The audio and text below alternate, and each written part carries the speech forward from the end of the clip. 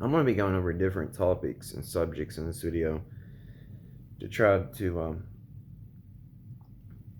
weave stuff together and show you where I'm coming from and why I may be doing what I'm about to do. I may be taking a break from YouTube for a little bit. I'm not really sure. I may not do it. And if I do, it could last 3 days or 3 weeks. Because I have some stuff I need to work on. I have noticed flaws and holes in some of the ways I approach things. I need to restructure my outlook. I need to restructure and reevaluate my teachings on here. I need to reevaluate and restructure the way I go about things. And I really just need to work on myself for a little bit because I say you have to constantly question yourself and reevaluate yourself. And that's something that I have been doing here lately. And I'll tell you why I started doing this originally. Because I started seeing things in people. Like I said, you project things that you get annoyed about in other people. You might as well say shadow work because that's a part of shadow work. The things that you see in other people that annoy you and get to you is things that you need to work on yourself. So I had noticed things and then I realized I was doing it. And what led me down this was I've been accused of being a lot of things over the past few months or so. Some of them I don't really see. Some of them I have seen now. Some of them I really didn't get offended by, and I took it as a compliment, really. I have been accused of being a religious nutcase, which if you watch my videos, you obviously know that's not true because I go at religion pretty hard and harshly at times. I have been accused of being a wook, which I had to look that up. I didn't even know what that was, and I thought that was pretty funny. Didn't see that. I've been accused of being a new age hippie, which I go after new age stuff pretty harshly, so I just, didn't take the majority of these seriously. I have been accused of thinking I'm holier than thou, self-righteous, in which I had to evaluate those. I had to evaluate those, and I can see where people are coming from with those. I have been accused of being a mystic, which no offense taken by that. I have been accused of being a science denier, which I'm not. I cannot stress this enough. I need to learn to word things better because I think this is where a lot of misconceptions come from. And I realize that's what I need to word things better, really. Because I'm not denying science. Anything that I can do or that anyone tells me and I can go out here and experience myself and verify it, I'm not denying it. What I'm denying is science has no clue about the things they're really talking about. Because what they're doing is they're studying content instead of structure. Now the content is useful, but when it comes to how the structure got here and what has happened in the structure, they are far off. Well, they're actually not really far off. I'll go into this really quick. Creationists, scientists, or science-minded people, atheists, etc., that believe in the Big Bang and simulation, they're not far from the mark, but they are. I'll explain this to you. How all three is correct.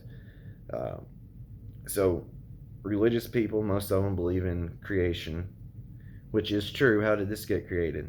How are we here? There's no other way other than it was created. And you can eventually see and understand that you created it. And when I say you, I don't mean me as in Blake Ratliff. I don't mean you as in whoever. I mean the real you created it. So that is true. It was created. Now, the Big Bang could be, now this is a theory of mine, this is not absolute. The Big Bang could be a truth because in the moment of creation, because you can experience where time does not exist. You can go to a place outside of time in the void. You can go there and experience this for yourself. Don't take my word for it. And I believe at first, and then not only that, but when you come back, there's a bright white light, and you can see the world creating itself in an instant. So my theory is it was created, but when it was created outside of time and space, when it burst on, because the point where there was no time to time, and then all this was created was, you could say, within a nanosecond. So boom, there it was, and that was the Big Bang. And how simulation theory is also could be correct, even though this is not a classical definition of a computer simulation. You could argue and say that this is a simulation of consciousness, for consciousness, by consciousness, simulating this. So they're all three right in their ways. I'm just saying, when it gets down to the core of what they're trying to say, and how they're going about saying it, they're wrong. But they're also right at the same time. But I'm not denying science.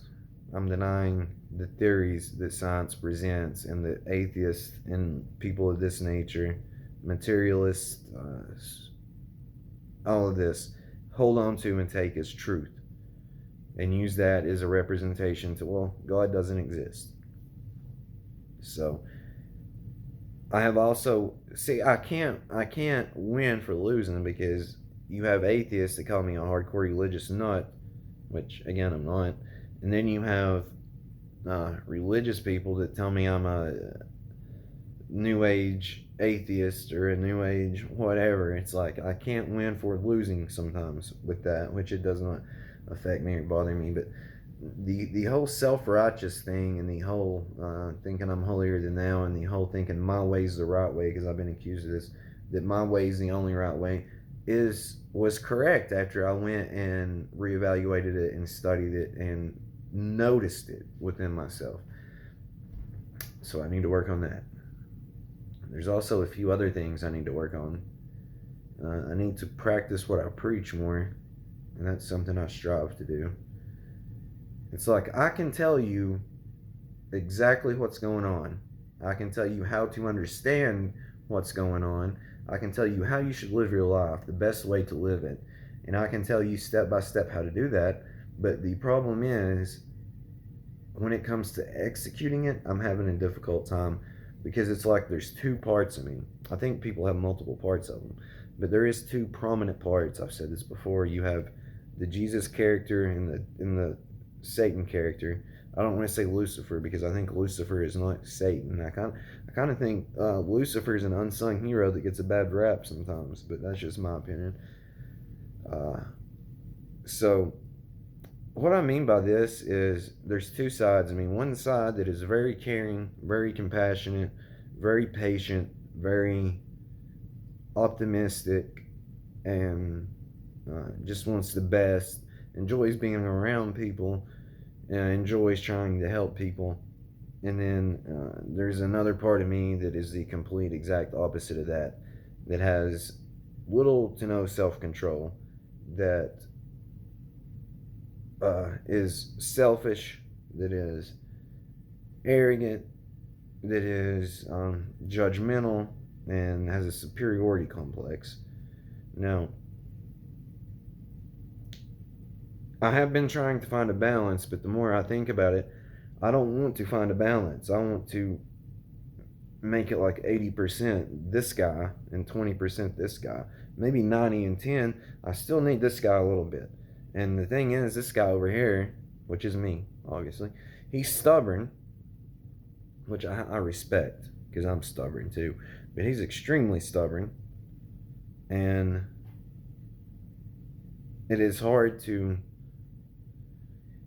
He fights me constantly, and makes my life miserable at times, because it's like my mind knows what to do, how to do it, what we should do, but I cannot get the body or this person to fully embrace it and go along with it. So if you met me in real life, you wouldn't think any of these things I'm saying is truthful. You would say, well, that's not you, this is you. But it's, and I'm one of the most outgoing, I guess you could say charismatic, people person that you know, that is also extremely socially awkward, and an introvert. So you wouldn't think that though if you met me, like I said. But the thing is, like, I get like that sometimes, where I just get socially awkward. And again, you would never think that. You would never think that. But in my mind, it's like I get anxious going around a group of people, and I get anxious talking about stuff like this, a group of people. And I just, sometimes even though like I come across as this way right here, deep down, a part of me is just like dreading it and doesn't want to do it. And it brings severe anxiety and frustration upon me, because it's like I know what to do, and then I start behaving in a different way, and I'm watching myself do it, and it brings severe anxiety and suffering upon myself. Really, is what it does, and that's something I've been battling for a long time, And it's like it comes and it goes. Like I can be the person that I want to be for a period of time, but then this side comes back, and it's annoying. Like I've said before, self-control, self-belief, and love are important things. You have to have that. But sometimes I do not like myself, and I say you have to love yourself, and I try, but it's hard for me to love myself sometimes because I get sick of myself, and you can't escape from yourself. It's like I told my wife, I was like, I don't know how you put up with me sometimes, because if I wasn't me and I could get away from me, I would sometimes, but I don't have that option. So I'm truly working on this, and this is why I may take a break, because I need to do some soul searching and reevaluate things. And I do come on here and come across sometimes judging people and act like my way is the only way. Like, I should not say anything about how you're doing your journey or your path. I should point you in the right direction, encourage you, and not speak harshly on things like New Age spirituality. I should just tell you, hey, it's a trap you can get stuck in. It's a stepping stone and a necessity, but it's not absolute. Take that for what you will. That's what I should say. And I don't do that. I come across sometimes like my way is the only way. And that is not true. But I do think that when people are going down this road and further go down this road, they will kind of understand what I mean. That probably is the case. But it's a progression that you need to take. Like it helps you. Like each step of the process in the road is completely necessary.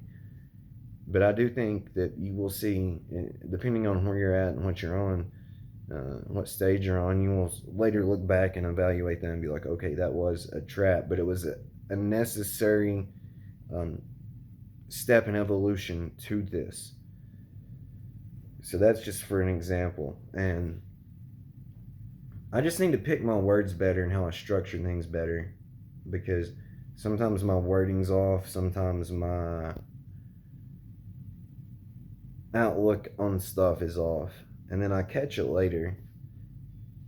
And so this is where my head's at.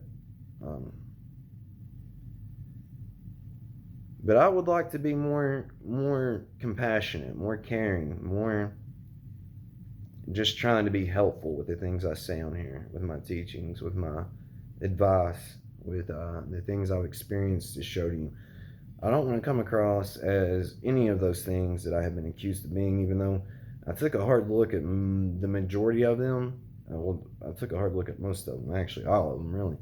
And I saw that a few were right. So you have to constantly be able to evaluate things and go back and look at things and Be critical.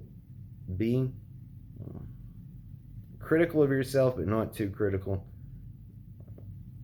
I guess I lost the word I was getting ready to say.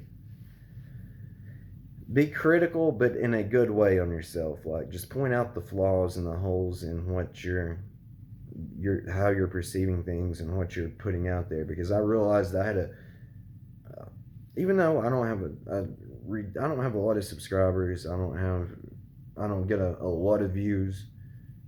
I realized with what I speak to you guys and what I speak in my normal daily life to people, I have a bigger influence than I thought I had, and I have been impacting people's outlooks and the things they believe and the way they act. And I should be very careful with how I go about things and word things and proceed forward. So, and also just to touch on this, I made a video saying that the hardest thing you'll ever do, and this is the hardest thing you'll ever do. I still have not figured out why it is so hard to be a good person. Why it's so hard to, because when you first start trying to always tell the truth, no matter what, subconsciously you have just lied about small things, or you're used to lying about things, so it gets stuck with you. So it's extremely hard to always tell the truth, no matter the outcome or the consequences. It took me a while to do that. So you'll see that it's extremely hard. And then you think to yourself, why is it so hard to always do that? And then you try not to manipulate situations. And then you'll realize, well, that's hard to do as well. And then just not being judgmental is hard to do. Not thinking you know everything is hard to do. Not projecting things on people that you need to work on yourself is hard to do. Being a good person is hard to do. Being Christ-like is extremely hard to do, but it is worth it. Because, like I said, it's like you're molding yourself. You're molding yourself over and over and over. It's like a part of you dies, you die. Not technically, but metaphorically speaking. Here, a part of you dies, and then you mold yourself. Then another part dies, and you mold yourself. And it is hard to do. It does bring misery and agony. It does bring some of the most blissful experiences you'll ever have. But it's hard to do. And I guess that's why a lot of people don't do it. But so just to end this, or I might not end it, I don't know, this is long, but we may keep going. There will be, I've said this, you can get feelings, and you should follow those feelings. And you need to learn the difference between thinking and listening. So what I'm saying is, when you're thinking, that's your voice, right? But when you're not thinking and you hear your own voice, you need to listen to that. It's your voice, obviously, and it's not like, well, you're hearing voices of that nature. It's like there's something there that's talking to you and trying to guide you. And this has been the case with me. It doesn't talk in a normal tone like when you're thinking. It's like softer, and it's not like a whisper, but just like you hear how I'm talking now, and then it goes like, don't do that. Go further. And things of this like this. And I'll give you a few examples of how this has helped me. When I first started this, I thought this is the case. I've said it before. I thought I was the Christian God, or the God that is perceived as in these religions, because I had a huge ego death followed by ego inflation. One of the biggest ego deaths and ego inflations I've had.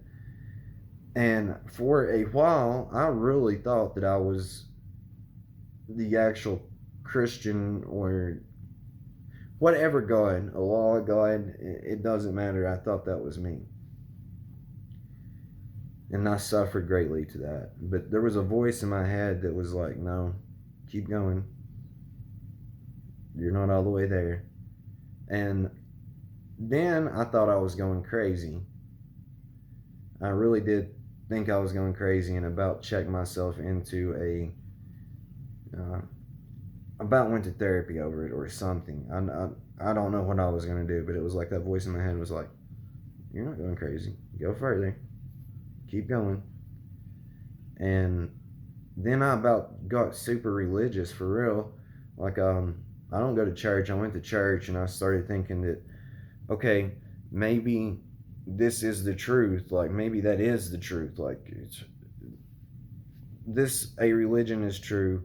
Maybe not a certain religion, but what religions preach about sin and all this stuff, and God judging you, watching you, what you judge and watch yourself. But just pretend like something was separate from you, the classical up in the clouds, God.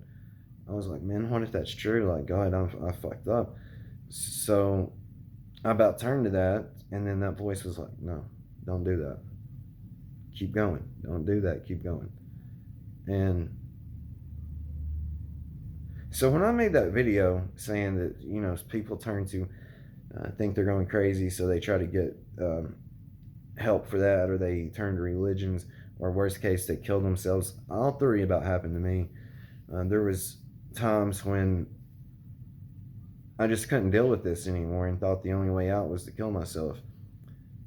And really had strong desires to do it. And then that voice again was like, don't do that. Don't give up. Keep going. Keep going further. So it has helped me greatly. So you need to, and those are just a few examples. But you need to learn and understand the difference between thinking and listening. This will help you. You also need to learn how to go with your instinct, your feelings, your gut instinct or feeling on something. And it's not always, I don't think it's always correct, because sometimes I think your imagination runs wild and it fucks your gut instinct or intuition up on certain things. But majority of the time, your gut instinct's right. So, trying to think if there's anything else I would like to cover in this video. But I am going to make one more video probably and upload it before or after this. And I don't know if I'm taking a break or not. Maybe, probably, maybe not. We'll see how it plays out. But I do hope you guys had a fantastic Christmas or holiday season. I do hope you're going to have a great New Year. I hope 2021 is the greatest year of your life. And I do hope we can bring heaven to earth. And again, it's just a game of form and the play of life for eternity. And I am you talking to you, and so is everyone else. And I love you.